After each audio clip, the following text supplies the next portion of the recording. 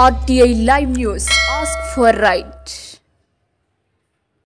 సంగారెడ్డి జిల్లా కంక్టి మండల కేంద్రంలో కంక్టి మండలానికి చెందిన వివిధ గ్రామాల దళిత బంధు లబ్ధిదారులు కంక్టి మండల కేంద్రంలోని ప్రధాన కూడలిలో సోమవారం మహాధర్నాను నిర్వహించారు. ధర్నా నిర్వహించిన దళిత బంధువులకు సంఘీభావం తెలిపిన మాజీ శాసనసభ్యులు మహారెడ్డి భూపాల్ రెడ్డి ఈ సందర్భంగా మాజీ ఎమ్మెల్యే మాట్లాడుతూ నిరుపేద బడుగు బలహీన వర్గాల పేద ప్రజలకు ఆదుకున్న ప్రభుత్వం బీఆర్ఎస్ ప్రభుత్వమని అన్నారు. దళిత సహోదరులకు ఉన్నతంగా బ్రతికే కొరకై దళిత బంధువును అమలు చేసిన ప్రభుత్వం బీఆర్ఎస్ ప్రభుత్వం అన్నారు. గత ప్రభుత్వం హయాంలో నియోజకవర్గ దళిత కుటుంబాలకు 739 లబ్ధిదారులకు శాంక్షన్ చేయించడం జరిగిందని అన్నారు. శాంక్షన్ చేయించి 3 లక్షల రూపాయల గత తెలంగాణ ప్రభుత్వం ముఖ్యమంత్రి కల్వకుంట్ల చంద్రశేఖరరావు ద్వారా కలెక్టర్ అకౌంట్లో జమ చేయించడం జరిగిందన్నారు. ప్రస్తుతం తెలంగాణ రాష్ట్రాన్ని పరిపాలిస్తున్న కాంగ్రెస్ ప్రభుత్వం గ్రౌండింగ్ చేయించకపోవడం ద్వారా దళిత కుటుంబాలు ధర్నా చేయడం జరిగిందన్నారు. ధర్నాకు సంఘీభావం తెలిపిన కేడ్ మాజీ శాసనసభ్యులు మహారెడ్డి భూపాల్ రెడ్డి, మాజీ ఎంపీపీ వెంకటరెడ్డి, మాజీ మండల అధ్యక్షులు విశ్వనాథ్, మాజీ సర్పంచ్ కృష్ణ, దళిత బంధు లబ్ధిదారుడు, బీఆర్ఎస్ పార్టీ నాయకులు తదితరులు పాల్గొన్నారు.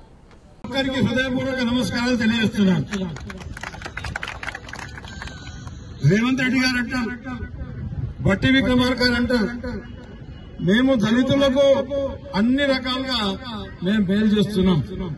ఎస్సీ ఎస్టీ సప్లైన్ ఏదైతుందో అది మేమే తీసుకొచ్చి మేమే అమలు చేస్తున్నాం అంటారు. కానీ వాళ్ళు చెప్పేటివన్నీ పచ్చి అబద్దాలు.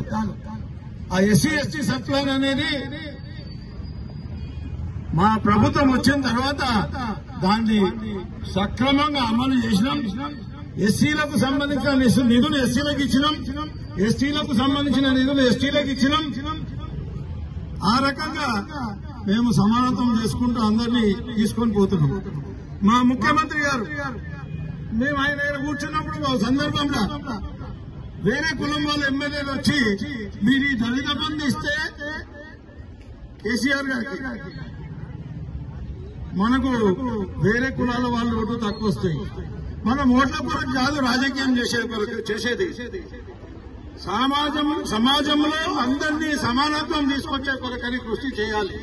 అందరికంటే బలహీనమైన వర్గం ఏదైనా ఉందంటే అది దళితులే ఉన్నారు. కాబట్టి ఆ దళితులని ఎప్పుడు ఏ అవకాశం వస్తలేదు.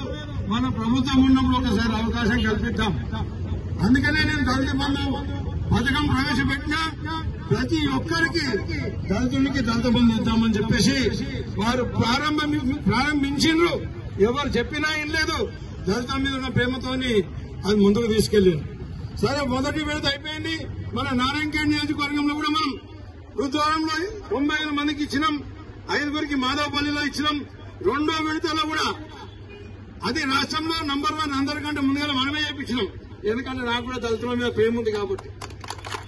తర్వాత రెండో విడతల నేను ఎక్కడున్నా యూరోప్ లో ఉన్నా కలెక్టర్ గారు అన్నారు ఫోన్ చేసి, సార్ మరి ఎవరు ముందుకు వస్తలేరు, ఈ దళితులకు ఇస్తే ఓట్లు వస్తావు రావు అని భయపట్టి మిగతా ఎమ్మెల్యేలంతా పక్కకు సరిపోతున్నారు.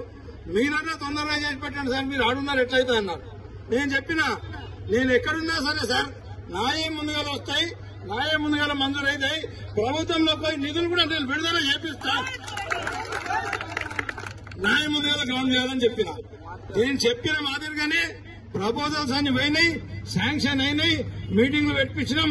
బెనిఫిషరీస్ యూనిట్ సెలక్షన్ చేసుకున్నారు. మొదటి విడతగా 3 లక్షలు రిలీజ్ చేయించినాం. అంటే గ్రౌండింగ్ అయితే ఒకవేళ వీళ్ళు ఏదైనా స్కీమ్ తీసుకున్నారు, ఒక జేసీబీ తీసుకున్నారు, దానికి 20 లక్షలు అవసరం పడతాయి, మిగతా 10 లక్షలు. అట్లా ట్రాక్టర్ తీసుకున్నారు, 10 లక్షలు కావాలి, మిగతా 7 లక్షలు రిలీజ్ చేపిస్తాం. అట్లా ఎక్కడికి వెళ్ళి ఆ స్కీమ్ ఫస్ట్ మనం స్టార్ట్ చేయాలనే ఉద్దేశంతో తీసుకొని వచ్చాం. కానీ జరిగింది ఏంటంటే అనుకోకుండా ఎలక్షన్ కోడ్ ముందుగా వచ్చింది. లేకపోతే వీళ్ళందరూ ఈ పార్టీకి దళిత బంధు స్కీమ్ అంతా కూడా అమలు అయ్యేది, వీళ్ళందరూ కూడా సంతోషంగా ఉండేవాళ్ళు. ఆ రకంగా ఆగిపోయింది. కానీ కాంగ్రెస్ ప్రభుత్వం అధికారంలోకి రాగానే మొత్తం అన్నింటినీ కూడా ఆపేయమని ఆర్డర్స్ ఇచ్చేసారు, ఫ్రీజ్ చేయమని ఆర్డర్స్ ఇచ్చేసారు. అవి ఫ్రీజ్ చేయబడ్డాయి. కానీ నిధులు ఎక్కడున్నాయి? ఇప్పుడు కలెక్టర్ ఖాతాలో నిధులున్నాయి. మెదక్ కలెక్టర్కి అడిగినా, సంగారెడ్డి కలెక్టర్కి అడిగినా నిధులున్నాయి. ప్రభుత్వం నుంచి ఆదేశాలు వస్తే నిధులు విడుదల చేస్తామన్నా. మరి ఇది ఎట్లా సాధ్యమవుతుంది? వాళ్ళు ప్రభుత్వం కన్ను తెరిపియాలి. రేవంత్ రెడ్డి గారి కన్ను తెరిపియాలంటే భట్టి విక్రమార్క గారు ఒక ఎస్సీ వ్యక్తి ఉండి కూడా అతను కూడా దళితుడు ఉండి కూడా అతను ఫైనాన్స్ మినిస్టర్ ఉండి కూడా అతను కూడా దళితులను పట్టించుకుంటలేడు. మాటలు మాత్రం చెప్తున్నాడు. వాళ్ళ కళ్ళు తెరిపించాలంటే ఇక్కడ మనం ధర్నా చేయాలి, పోరాటం చేయాలి. పోరాటం చేస్తేనే అది సాధ్యమవుతుంది. దానికి నాంది పలికిన కంకి మండలానికి నేను ప్రత్యేకమైన ధన్యవాదాలు చెప్తున్నా. ఎక్కడ కూడా రాష్ట్రంలో కూడా మన కాన్ఫరెన్స్ లో కూడా అందరూ కూడా ఎవరు ముందుకు వచ్చినా నేను మీకు అండదండగా ఉంటా అని చెప్పేసి తెలియజేస్తున్నాను. ఈ రకంగా దళిత బంధు నిధులు ఈ 3 లక్షలు కాకుండా ఇంకా 7 లక్షలు కూడా విడుదల చేసి తొందరగానే గ్రౌండ్ వేయాలి. అప్పటి వరకు మేము పోరాటం కొనసాగిస్తామని చెప్పేసి తెలియజేస్తున్నాం. దళితులకు కాంగ్రెస్ వాళ్ళు ఏం ప్రేమ అంటారు, అది పుట్టి ప్రేమ చూపిస్తున్నారు. ఏమంటారు, మొసలి కన్నీళ్లు లాగా మొసలి కన్నీళ్లు కాస్తున్నారు దళితుల పట్ల. దళితులకు చేసింది ఏం లేదు. మీకు చెప్తా, దళితులు విద్యలో వెనుకబడి ఉన్నారు. దళితులకు విద్య రావాలంటే వాళ్ళ కొరకని సపరేట్ గురుకుల పాఠశాలలు పెట్టి 1,20,000 పెట్టి చదివియాలి. అది ఎప్పుడు జరిగింది? ఎన్టీ రామారావు ఉన్నప్పుడే దళితుల కొరకని సోషల్ వెల్ఫేర్ రెసిడెన్షియల్ స్కూల్ మంజూరు చేశారు. తర్వాత కాంగ్రెస్ ప్రభుత్వం ఎన్నేళ్లు చేసినా కూడా 50 సంవత్సరాలు పరిపాలించినా దళితులకు చదివించే కొరకని ఒక్క సోషల్ వెల్ఫేర్ పాఠశాల మంజూరు చేయలేదు. ఎస్టీల కొరకని ఒక సోషల్ వెల్ఫేర్ గురుకుల ట్రైబల్ వెల్ఫేర్ గురుకుల పాఠశాల మంజూరు చేయలేదు. మైనార్టీలకు ఒక మైనార్టీ వెల్ఫేర్ గురుకుల పాఠశాల మంజూరు చేయలేదు. అదే మాదిరిగా బీసీలకు ఒక్క బీసీ గురుకుల పాఠశాల మంజూరు చేయలేదు. ఇప్పుడు ఉన్నాయి నడవకుండా నానా కథలు పడి ఇప్పుడు ఆ కాలేజీలు కూడా బంద్ చేసే, ఆ గురుకుల పాఠశాలలు కూడా బంద్ చేసే లెక్కలు పోతారు.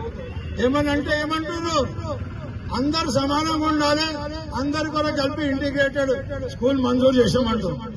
అంటే ఈడ మనం సోషల్ వెల్ఫేర్ గురుకుల పాఠశాల మంజూరు చేస్తే ఏముంటది, 96% వాళ్ళకి రిజర్వేషన్లు ఉంటాయి.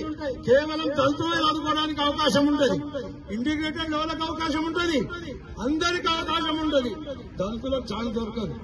ఎందుకంటే వాళ్ళు కోచింగ్ పోతారు, ఉన్నోళ్ళు పైసలు ఉన్న కోచింగ్ పోతారు, కష్టపడతారు, వాళ్ళే సీట్లు కొట్టుకుపోతారు. వీళ్ళకి వచ్చేదేం లేదు. ఆ రకంగా గురుకుల పాఠశాలను నిర్వీర్యం చేసే ప్రయత్నం చేస్తుంది. అంటే మీ గురించి ఆలోచించలేదు, మీకు నష్టం చేసింది అనేది మీకు అర్థమయ్యే విధంగా చెప్తున్నా. సార్ ప్రయత్నం చేసిండు, దళితులకు 3 ఎకరాల భూమి ఇద్దామని. అందులో కూడా నారాయణఖేడ్ మనం నంబర్ 1. మన నారాయణఖేడ్లోనే 30-40 మందికి మా ఖానాపూర్లో ఇప్పించినాం, ఎల్గోయిలు ఇప్పించినాం, బాచపల్లిని ఇప్పించినాం, మైకోడ్లు ఇప్పించినాం. ఇట్లా అడిగిన జాగాల భూములు ఇస్తామని ముందరికి వచ్చిన జాగాల దళితులకు మనం భూమి ఇప్పించినాం. దాన్ని కూడా కాంగ్రెస్ వాళ్ళు అడ్డం కలిగారు. నేను ఒకటే విజ్ఞప్తి చేస్తున్నా, ఈ మాదిరిగా దళితులకు గాని, ఎస్సీలకు గాని, ఎస్టీలకు గాని